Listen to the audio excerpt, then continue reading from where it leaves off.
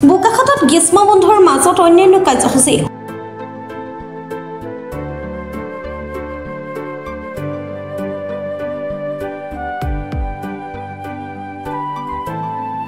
সতৰাশী 90 দশকত সংগীত নাটক ভ্ৰাম্যমান থিয়েটাৰত জড়িত থকা শিল্পীক লৈ বৰ্ণাঢ্য অনুষ্ঠান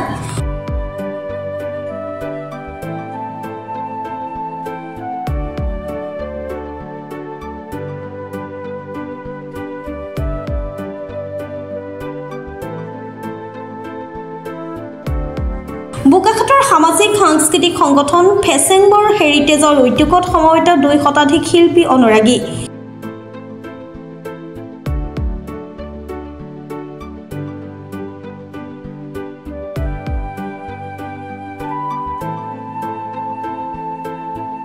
অসমীয়া চলচ্চিত্ৰৰ শেহতীয়াৰ জনপ্ৰিয় ছবি ৰুদ্ৰৰ প্ৰচাৰৰ বাবে উপস্থিত শিল্পী প্ৰযোজনা গোষ্ঠী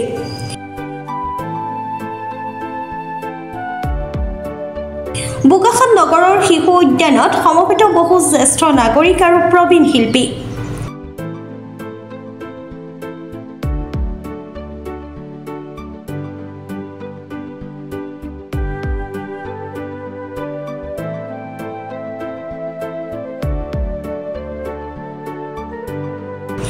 জনপ্ৰিয় অভিনেতা ৰবি শৰ্মা সহ ৰুদ্ৰ পৰিয়ালে বিচাৰিলে বোকাখতীয়া ৰাইজৰ মৰম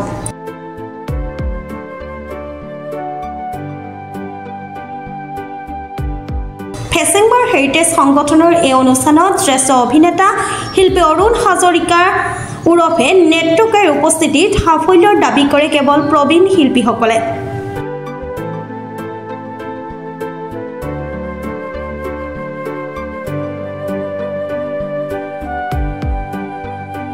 আসলতে আজি কিছু বছৰ আগতে যেতিয়া আমাক প্ৰশ্ন সোধা হয় যে এই যে অসমীয়া ছবিৰ যে ঢৌ আহিছে এইটো আপুনি কেনেকুৱা লাগে বুলি কয় মই সদায় কওঁ যে আমাক ঢৌ নালাগে মোক সোঁত লাগে তো এইবাৰ সোঁত বৈছে আমি যেতিয়া এখন ছবিৰ প্ৰচাৰৰ কাৰণে বা প্ৰসাৰৰ কাৰণে যেতিয়া ছবি গৃহলৈ যাওঁ আৰু দেখা পাওঁ একেলগে 3খন ছবিৰ পোষ্টাৰ লাগি আছে অসমীয়া চিনেমা তেতিয়া অনুভৱ কৰোঁ যে সঁচাকৈ চলচ্চিত্ৰ সমাজখন এতিয়া উদ্যোগত পৰিণত হৈছে ক্ৰমান্বয়ে আৰু বিনোদনধৰ্মী ছবিৰ ক্ষেত্ৰত আমি যথেষ্ট পিছ পৰি আছিলোঁ কাৰণ চিৰিয়াছ ছবিসমূহ এতিয়ালৈকে অন্তঃৰাষ্ট্ৰীয় পৰ্যায়তো তেওঁলোকে বঁটা বুটলিবলৈ সক্ষম হৈছে কিন্তু বিনোদনধৰ্মী ছবি যি আচলতে অৰ্থনৈতিক অৱস্থাটো স্থিৰ কৰে এটা উদ্যোগৰ সেই ক্ষেত্ৰত আমি যথেষ্ট পিছ পৰি আছিলোঁ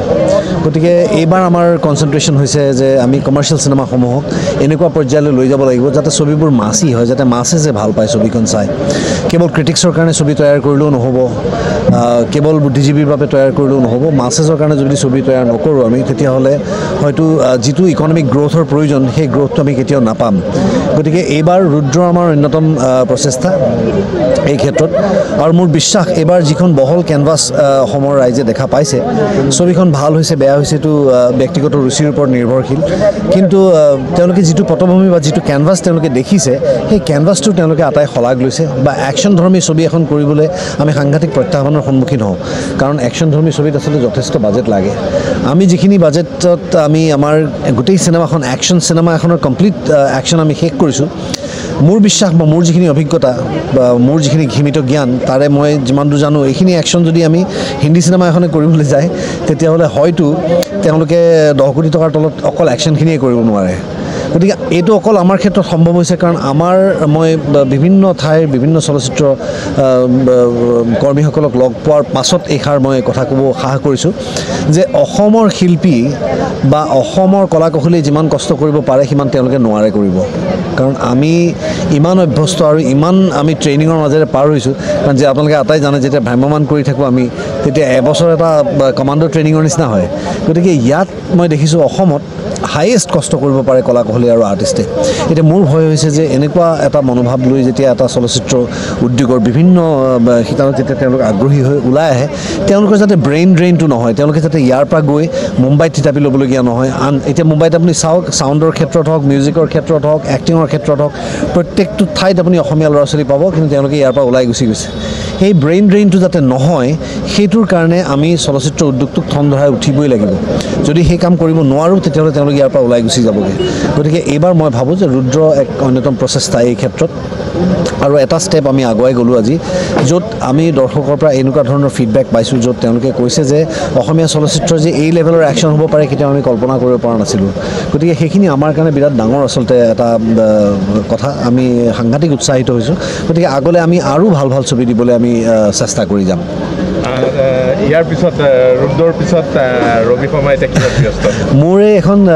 স্ক্ৰিপ্ট যিখন মই স্ক্ৰিপ্ট 2006 চনত লিখিছিলোঁ তাৰমানে একচুৱেলি ৰঘুপতিৰ আগতে লিখা স্ক্ৰিপ্ট সেইখন আছিলে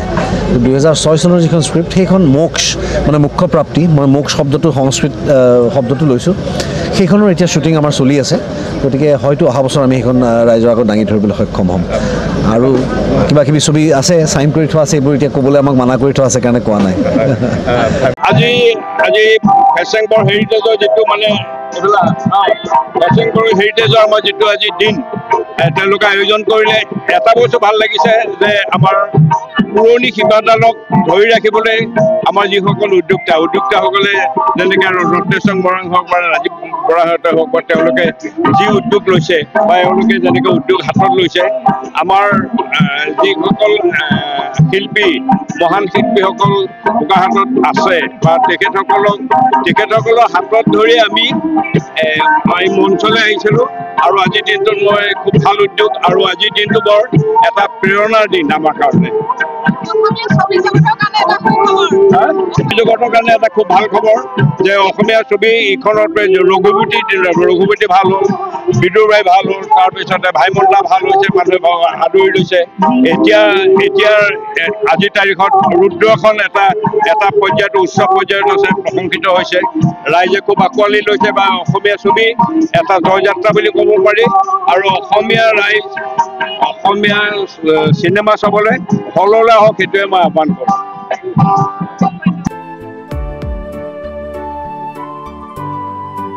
বোকাখাতৰ পৰা ভূপেন হাজৰিকাৰ ৰিপৰ্ট প্ৰাতঃ ডিজিটেল অসমৰ সংবাদ জগতখনৰ বাবে এক সুখৰ খবৰ আপোচবিহীন ৰাইজৰ কণ্ঠ সাপ্তাহিক কবচ পুনৰ এবাৰ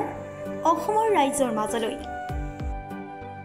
স্বত্বাধিকাৰী প্ৰণীতা কলিতাৰ দ্বাৰা প্ৰকাশিত আৰু আপোচবিহীন একাংশ নপুৰণি অভিজ্ঞতাপুষ্ট সাংবাদিকৰ দ্বাৰা প্ৰচাৰিত তথা eco printing press Guwahati Katabari গড়চুকত মুদ্ৰিত সাপ্তাহিক কবচ এতিয়া অসমৰ বিভিন্ন প্ৰান্তত উপলব্ধ আমাৰ ঠিকনা মুখ্য কাৰ্যালয় অসম ফৰেষ্ট স্কুল হৰি মন্দিৰ পথ গুৱাহাটী আৰু উপ কাৰ্যালয় Kalita market Bijoynagar Kamrup Asom mobile number হৈছে 9435114666 7002472813 আমাৰ ইমেইল আইডি হৈছে kobos2025@gmail.com